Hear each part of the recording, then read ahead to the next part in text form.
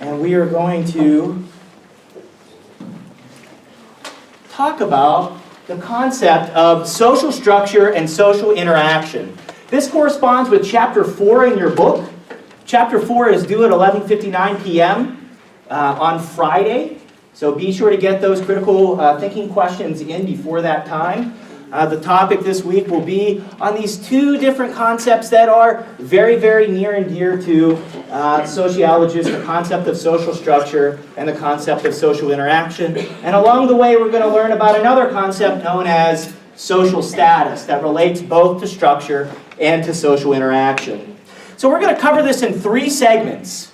Today, we'll be covering segment 1 and probably part or all of segment 2, which is getting a definition of social structure, as well as macrosociology. And then we're going to move into this concept of social status. And we'll bring that concept of social status that applies to social structure and apply it to microsociology, which is important in understanding social interactions. Right?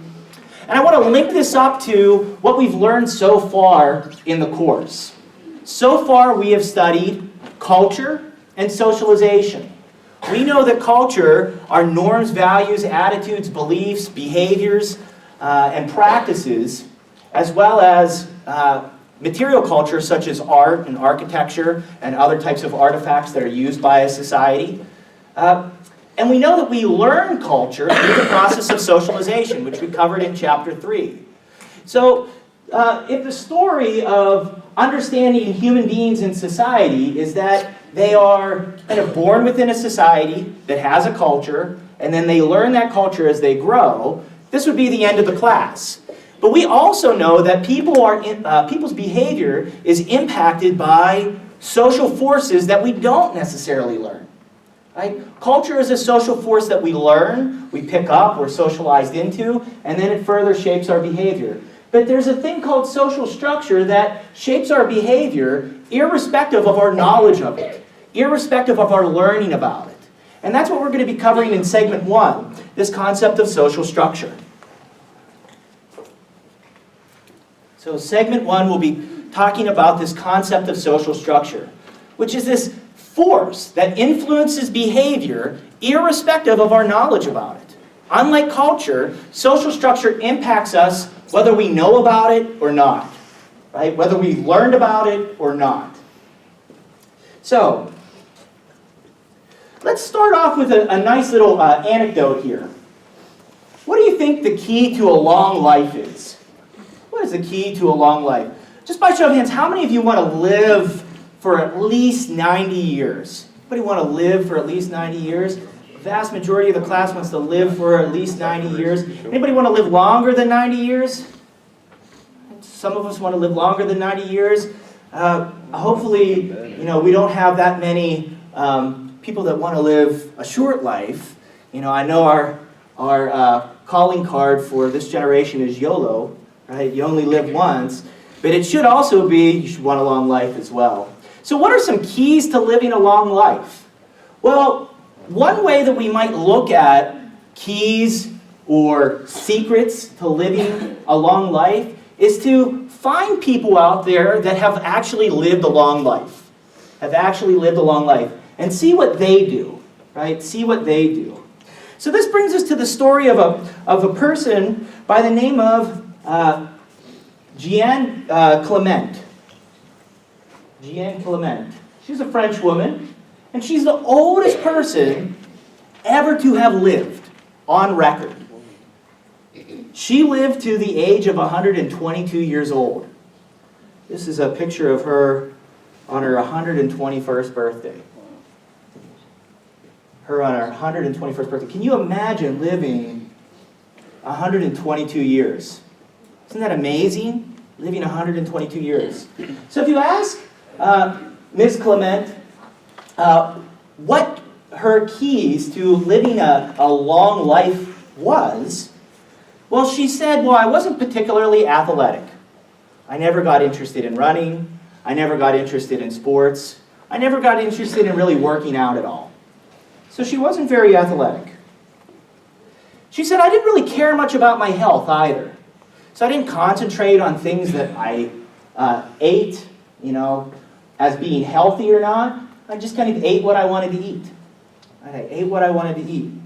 And I didn't really care much about maintaining my health. She also said that she loved to smoke cigarettes. In fact, Miss Calment smoked from age 21 to age 117. So she smoked cigarettes from age 21 to age 117. Nearly 100 years she was a smoker. So she smoked cigarettes for that entire period of time. And her favorite thing to do was to eat lots of chocolate. So she ate on average, she estimated, about 2.2 pounds or a kilogram of chocolate each week. Right? So each week she ate a kilogram or 2.2 pounds of chocolate. So, if we're thinking about keys to longevity, living a long life, is Miss Calment's practices or her formula for living a long life going to actually produce for us a long life? Many of you are shaking your head no. But we have lots and lots of examples of centenarians, people who have lived over 100 years, talk about their keys to a long life as being some very unhealthy practices. There was a man in England who lived to be 107 years old, and he said that his key to living a healthy life and a long life was to drink 6 bottles of wine a day. 6 bottles of wine a day. Talk about YOLO, right? 6 bottles of wine a day. Here we have someone living to 122 years old, died at age 122. She smoked, she ate chocolate, she didn't work out, and she didn't eat healthy. Right? So why is it that we're so quick to say living a long life doesn't, if you smoke, maybe it does lead to a long life. If you eat lots of chocolate, it does lead to a long life. If you don't care about your health, maybe it does lead to a long life. If you are not athletic, maybe it does lead to a long life. Well, really, you're shaking your head because you're starting to think about not just individual anecdotes. Right? When we talk about people like Miss Calment and other people who have lived to be very old, we're talking about anecdotes. People, one example or another example, that doesn't necessarily lead us to any truth about living a long life. We should rather look across or pull the lens back and look at many people and see what their practices are and whether or not their behaviors and practices lead to a long life or to a short life. So rather than examining behaviors and outcomes of individuals or as anecdotes, we can explore composite behavior, composite behavioral patterns, and rates of outcomes. Rather than just looking at one person who lived a long period of time, we might look at an entire group of people that lived a long period of time. And we might compare them against people who lived less, right? Who lived less than a long period of time. And what we find when we look at longevity rates like this, looking at composite behavior, not just one person's lives, but the lives of many, thousands if not hundreds of thousands, we learn that longevity rates are linked to the exact opposite of what Miss Calment practiced. Longevity rates are linked to things like physical activity, paying close and careful attention to your health, having a low-fat diet, and very importantly, not smoking. And we can even graph the effects of this different type of behavior. So here at the top, we have the effects of smoking for different numbers of cigarettes that people consume over a life period to the number of years less that they live on average. And what we can see over all of these lines is that, in general, smoking leads to a shorter lifespan. We can also look at the effects of exercise. how much exercise a person does in the number of hours per week, to the number of years that adds to a person's overall lifespan. And we can see that, in fact, the overall trend here is that the greater amount of exercise, the longer the life. That exercise increases longevity, despite the story of Miss Calment. This is what the sociological perspective adds. Rather than looking at anecdotes and the stories of individuals, we can look at the composite behavior and the composite outcomes for people within a society. And we can also note that oftentimes the things associated with something like a long life has a component that has to do with the self, but it also has a component that has to do with the society. So if we think about things like physical activity, right? Physical activity has a component that has to do with the self, right? Individual motivation, how much we want to work out, how excited we are about working out, and how often we may work out. But it also has a societal component, right? Access to things like equipment, access to things like time, right? Resources, time, effort, and energy that one can put into something like a physical activity. When we think about things like a healthy diet, it has an individual component, whether I like to eat broccoli, or I like to eat greens, I like to eat kale, I like to eat healthy things or unhealthy things. But it also has a societal component. What is the level of access I have to something like fresh vegetables, fresh fruits, versus access to things like foods that are high in fat and refined sugar? So sociologists recognize that when we look at composite behavior, the behavior across a whole bunch of people, there are individual components to that composite behavior, but there's also societal components that are of interest to sociologists. What are we really talking about when we're talking about the exploration of composite behavior? Not just the behavior of an individual, but the behavior of a whole bunch of people together. We're really talking about this concept known as macrosociology that you'll be reading about in chapter 4 of your book. Macrosociology is really the study of sociology, or the area of sociology that is concerned with these large-scale features and composite features and composite and large-scale patterns of social life. Rather than looking at what's going on in an individual or what's going on in a small group, macrosociology wants to pull that lens back and examine behavior from a societal perspective. What we have to remember is that large-scale features of social life are made up of patterns of behavior. So when we talk about composite behavior, remember that we're still talking about lots and lots of behaviors of individuals that we're looking at collectively. I talked about this at the beginning of the semester.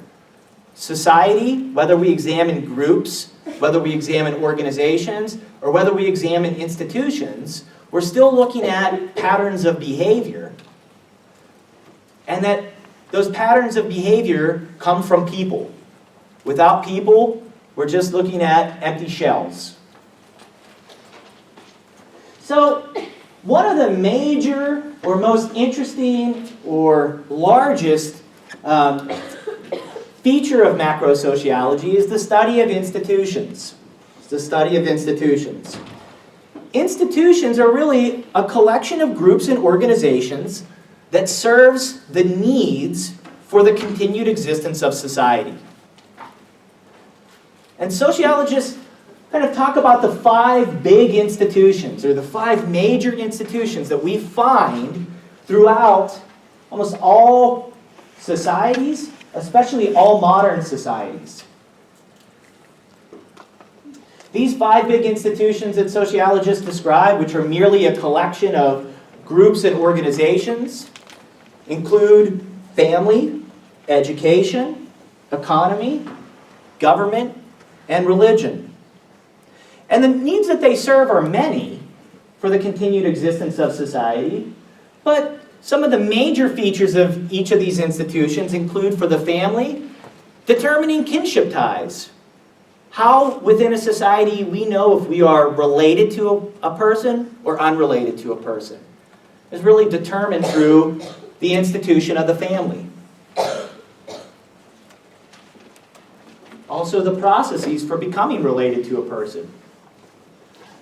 In terms of education, it is the society's institution that is largely concerned with the transmission of knowledge from one generation to the next. So whereas the family concentrates on determining kinship ties as one of its major features, one of the major features or functions, if we want to use the functionalist perspective, of the economy is to transmit knowledge. From the functionalist perspective, the major institution of the economy is in charge of distributing goods and services to the population of the society. So we know for a society to function properly, there needs to be a way that goods and services get distributed, how resources get allocated throughout that society, and the economy provides that critical need for the continued existence of the society. Government is really the institution that provides the legitimate use of power throughout the society. We'll talk about power a lot whenever we start concentrating on social inequalities. But we know that government is a major institution that provides the critical function of distributing legitimate power throughout a society. Who has power, who doesn't have power. Who has the authority to use that power, who does not have authority to use power. And then religion is really society's institution that provides the critical function of regulating relationship with the supernatural. Regulating the relationship with the supernatural. If we think about these institutions, they are really made up of just a whole bunch of groups. Right? Groups and organizations, large and small, combine to make what is called the family. Each of you belong to a social group or a family, and the combination of all of our families within American society makes the institution of the family. Right? The kinship ties that we have. The institution of the education. We're all sitting at IUP. IUP is one of 3,500 colleges and universities across the United States. There's somewhere between 50,000 and 120,000 high school, middle school, and elementary schools in the United States. There's a large number of preschools and a bunch of other institutions or organizations that are tied to schools that make up, for our society, the institution of education. Right? Lots of organizations grouped together creates an institution. The economy, right? Every business in the United States, all the ancillary things like Wall Street, the places that provide services and goods throughout the United States, places that take raw materials and create them into products that get distributed, all go to make up the economy. Right? All are organizations, all are made up of people. We can say the same thing for government and religion here as well. So, one thing that we need to note is that institutions don't stand alone. If you think about the family, if you think about government, if you think about religion, if you think about the economy, if you think about education, you'll very quickly start to see that they are interrelated and interconnected to other institutions. You know, the family provides a critical need in the early period of a child's development to pass knowledge to that child for the furtherment of their education. We talked about this when we talked about socialization. We know that education is related to the economy. Right? You guys are at a university, you're training not just to become informed citizens, but you're training for job skills. And those job skills relate to different goods and services, different businesses, and different organizations within the economy. And you're also paying for your education, which is part of the economic structure of the United States. We know that the economy and education are related to government, as well as the family. And we know that the religious practices are related to all of the other institutions as well. So social structure acknowledges both the interlocking relationships as well as the institutions alone. We can look at institutions in and of themselves, and we can also look at the relationship of one institution to another institution.